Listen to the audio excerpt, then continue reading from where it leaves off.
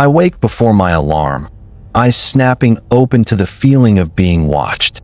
The room is dim, familiar, unchanged, except for the shape standing near the wardrobe, perfectly still, as if it has always belonged there.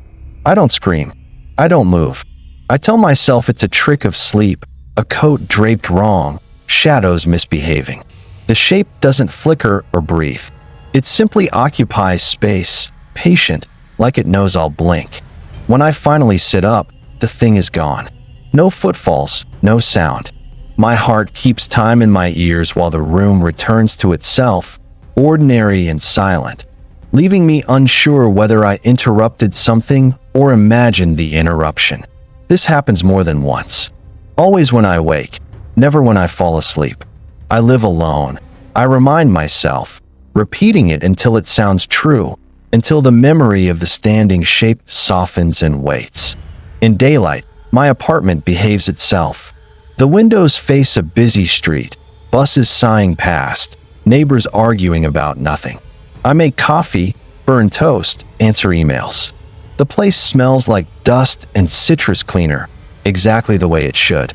I've lived here 3 years, long enough to know every sound. The pipes knock at dawn. The fridge clicks twice before settling. The floorboard by the bathroom complains if I step on it barefoot. These noises reassure me, a language I understand. My job is remote, dull in a predictable way. I spend mornings in sweatpants, afternoons pretending to care during video calls. My camera shows a tidy background, the same bookshelf everyone else sees. Nothing behind me ever moves. Evenings are ritual. I jog the same route, past the same kiosk, nod at the same security guard who never nods back. I return home tired, pleasantly empty, the kind of exhaustion that promises easy sleep. I cook simple meals and eat them standing by the counter, scrolling through news I won't remember. Sometimes I play music softly, just to hear something choose to fill the silence instead of the silence deciding for me. Friends text occasionally. We exchange jokes, half plans that never harden into meetings. I tell them I like living alone.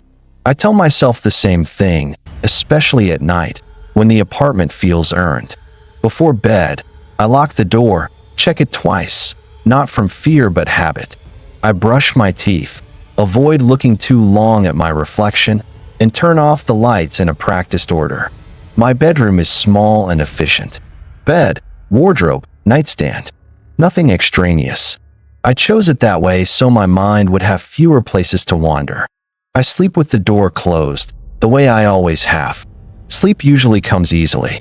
I fall into it like stepping down a familiar staircase in the dark, trusting the steps to be where they've always been.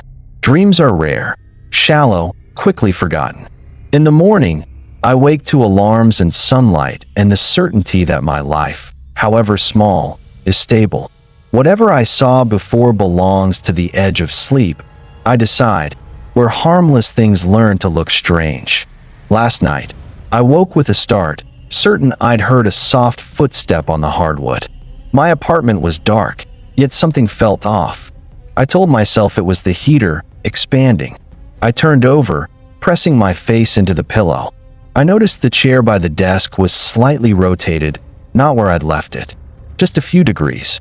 Irrational, almost imperceptible, but my stomach tightened anyway. I swear I had left it perfectly aligned before sleeping. The bedroom felt colder than usual, even with the heater on. I pulled the blanket closer, blinking at the shadows that pooled in the corners.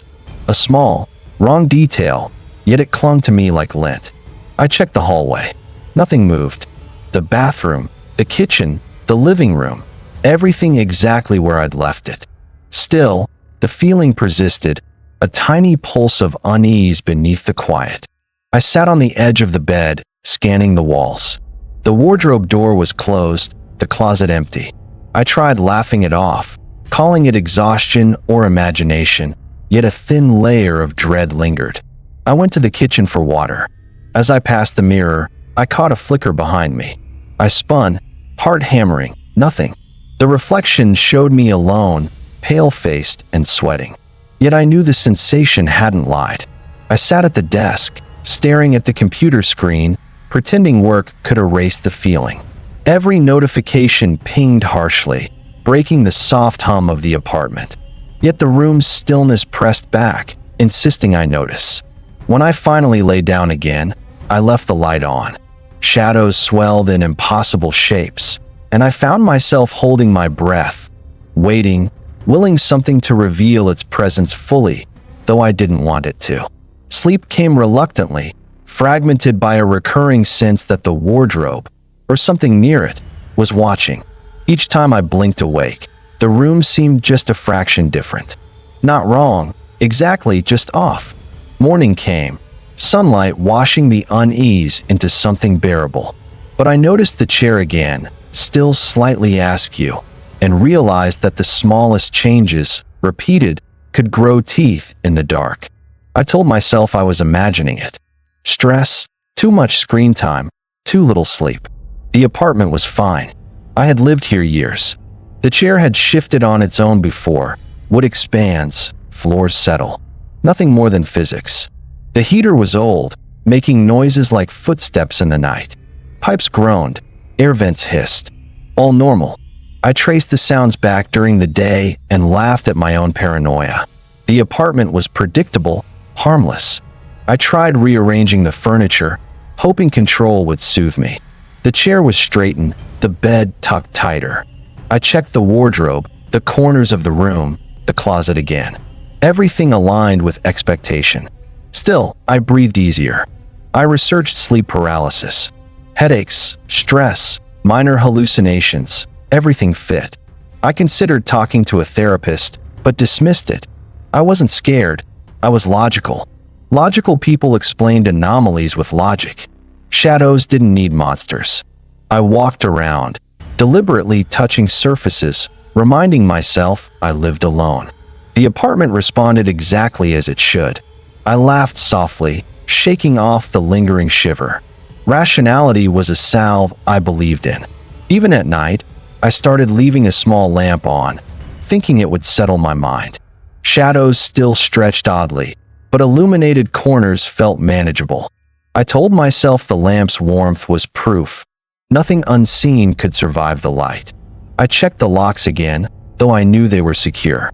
Nothing had ever been amiss. I talked aloud to myself, absurdly, just to hear my voice in the space. Alone but heard, the apartment seemed to nod in agreement. I tried sleeping with music low, ambient noise masking the room's small creaks. My heart slowed, my breath evened. The world was predictable again. I had explained the unexplainable and returned to order. I even convinced myself the chair had shifted from me brushing past it in sleep. The cold spot in the room? Just the heater blowing differently. Every odd detail had an explanation, and I collected them like trophies. By morning, I had almost forgotten the unease. The room looked the same as always. Sunlight spilled across the floorboards, familiar and consistent. I told myself clearly, nothing was wrong, and nothing ever had been. The next time it happened, the shape wasn't by the wardrobe. I woke and felt the familiar pressure of being observed. But this time it stood closer, near the foot of the bed, where my feet pointed under the blanket. I kept my eyes half-lidded, pretending sleep. The room was dim enough that details refused to settle. It was only a suggestion of a person, a vertical interruption in the dark, but it occupied space the way furniture does. When I fully sat up, it was gone again. The air felt disturbed, like someone had just stepped away. My heart raced, but my mind reached immediately for explanations, assembling them before panic could. It didn't happen every night. That made it easier to live with.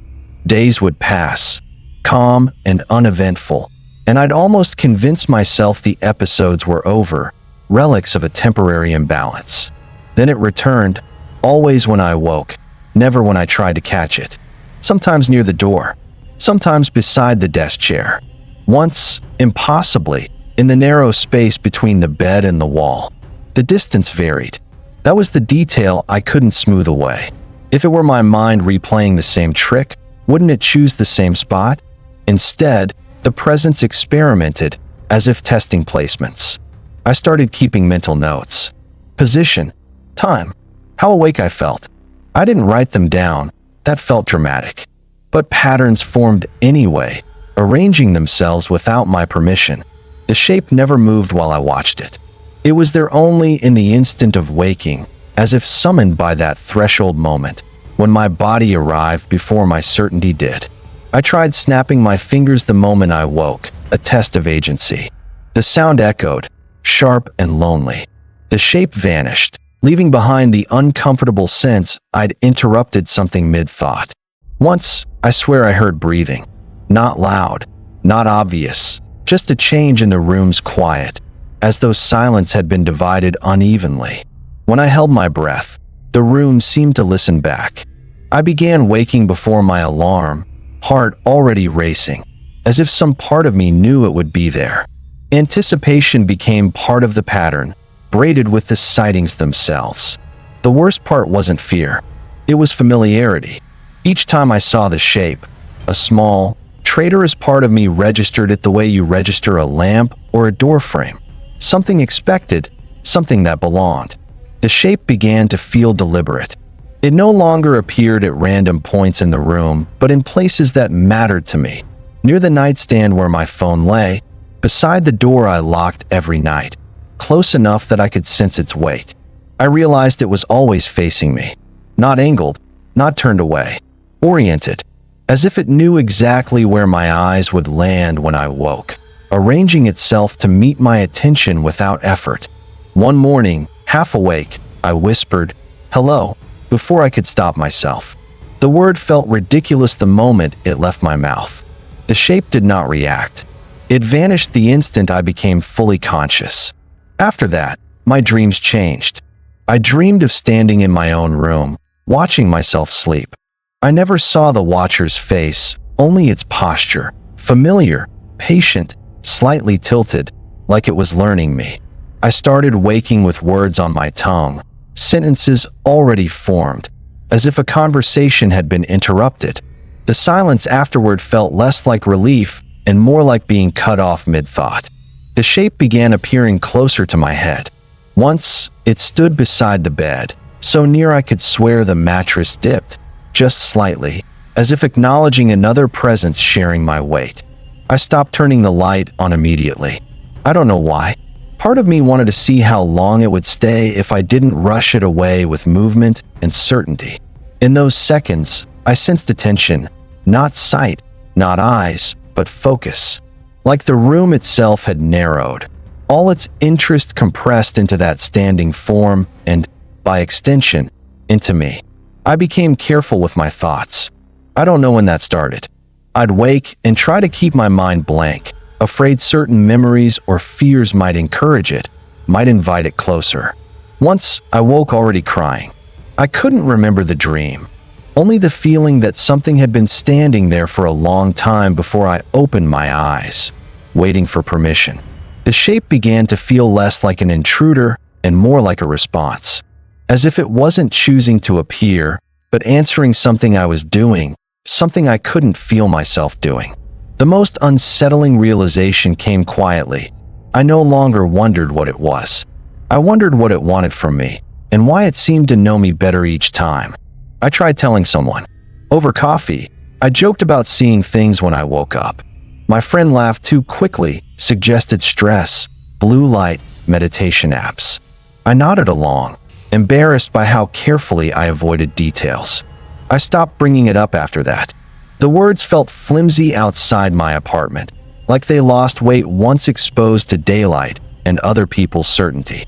Alone, the experience felt solid again, undeniable. I considered recording myself while I slept.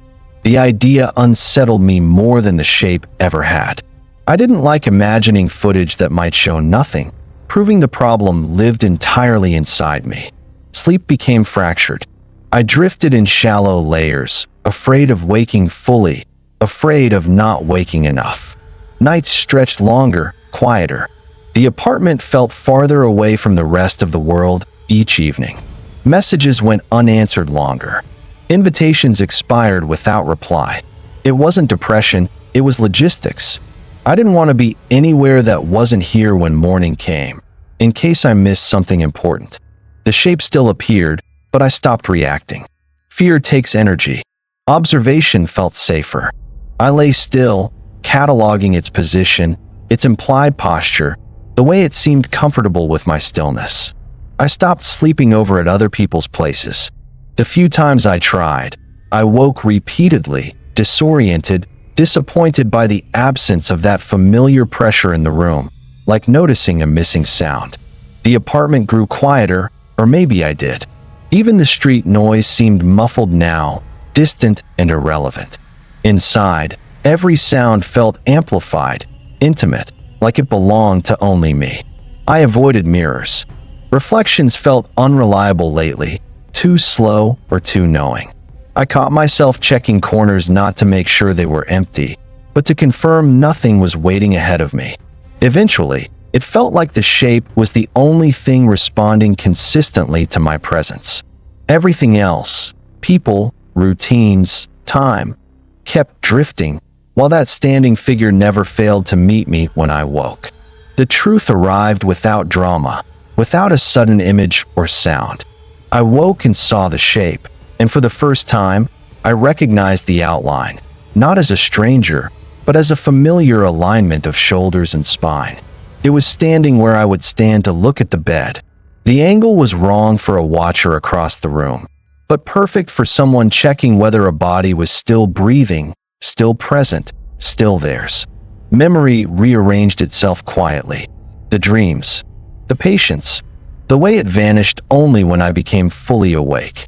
I understood then that it never appeared after waking. It appeared before. I wasn't seeing someone in my room. I was seeing myself arriving late. Consciousness catching up to a body that had already been awake, already standing there, already watching. The realization didn't end the sightings. It explained them. Each morning, I was glimpsing the moment my mind re-entered my body, overlapping just long enough to notice the other half waiting. The shape faded as usual, but something stayed wrong. I lay there, aware of my arms and legs, aware of how naturally they fit, and wondered how long I had been standing beside my bed before I ever noticed. Now, when I wake, I stay very still. I don't open my eyes right away. I listen for the faintest proof of position, of orientation, trying to sense where I am before deciding where I should be. Some mornings, I feel the floor under my feet before I feel the bed beneath my back. Those are the days I open my eyes slowly, carefully, afraid of what alignment I'll interrupt. I still live alone. No one has ever been in my apartment at night. That fact remains true, clean and unbroken, even as it fails to comfort me the way it used to. Because sometimes, just before sleep takes me, I feel the urge to stand, quietly, purposefully, wondering how long I'll be there this time before I remember to lie back down.